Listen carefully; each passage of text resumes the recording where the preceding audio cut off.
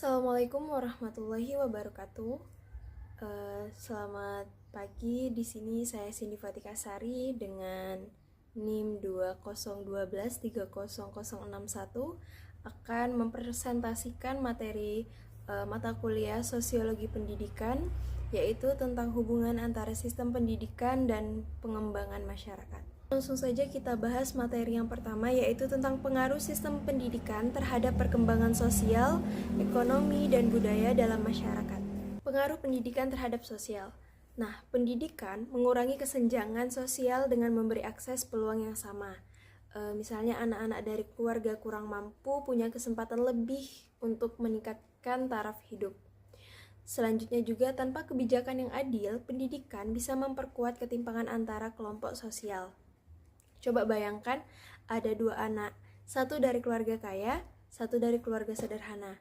Kalau mereka berdua mendapat pendidikan yang sama, baiknya peluang mereka untuk sukses juga lebih adil.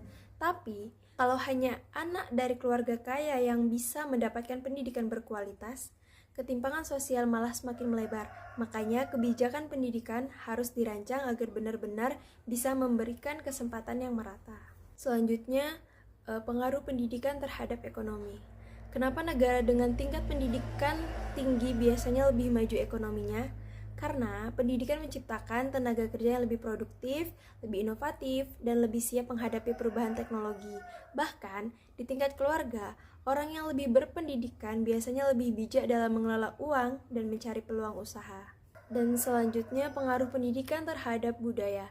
Nah, di satu sisi, pendidikan bisa membantu menjaga budaya lokal. Misalnya, di beberapa komunitas adat, pelajaran di sekolah sudah mulai memasukkan pengetahuan lokal. Tapi di sisi lain, pendidikan juga membawa nilai-nilai baru seperti kesetaraan gender dan berpikir kritis.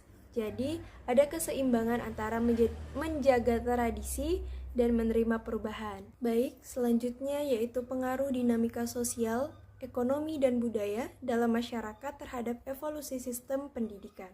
Dari sisi sosial, masyarakat punya tuntutan yang terus berubah. Contohnya, karena makin banyak kasus kenakalan remaja, sekarang pendidikan karakter lebih diperkuat. Struktur keluarga juga berubah. Misalnya, makin banyak orang tua bekerja, akhirnya muncul layanan pendidikan anak usia dini dan sekolah sehari penuh untuk memenuhi kebutuhan mereka. Kalau dari sisi ekonomi, kita bisa lihat bagaimana perubahan industri mempengaruhi pendidikan. Dulu, pendidikan lebih fokus ke pertanian karena ekonomi kita berbasis agraris. Sekarang, karena industri dan digital ekonomi berkembang pesat, muncul jurusan baru seperti digital marketing dan industri kreatif. Sekolah kejuruan juga menyesuaikan program mereka agar lulusannya bisa langsung masuk dunia kerja. Budaya juga gak kalah penting. Setiap daerah punya nilai dan tradisi yang berpengaruh ke pendidikan. Misalnya, di daerah dengan budaya yang kuat, cara mengajarnya disesuaikan agar tetap menghormati nilai-nilai lokal. Penerimaan terhadap pendidikan inklusif juga beda-beda tergantung budaya masyarakatnya. Terakhir, kita akan membahas tentang implikasi praktis dari hubungan timbal balik antara pendidikan dan masyarakat.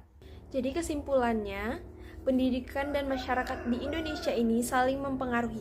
Pendidikan membantu mengurangi kesenjangan sosial, mencetak tenaga kerja, dan menjaga budaya. Sementara perubahan sosial membentuk perkembangan pendidikan seperti kurikulum yang diperbarui dan metode mengajar yang lebih menghargai budaya lokal. Karena itu, kebijakan pendidikan harus selaras dengan kondisi masyarakat, melibatkan berbagai pihak termasuk dunia usaha, serta memastikan guru dipersiapkan dengan baik. Nah, itulah penjelasan dari saya. Kurang lebih saya mohon maaf. Saya akhiri, wassalamualaikum warahmatullahi wabarakatuh.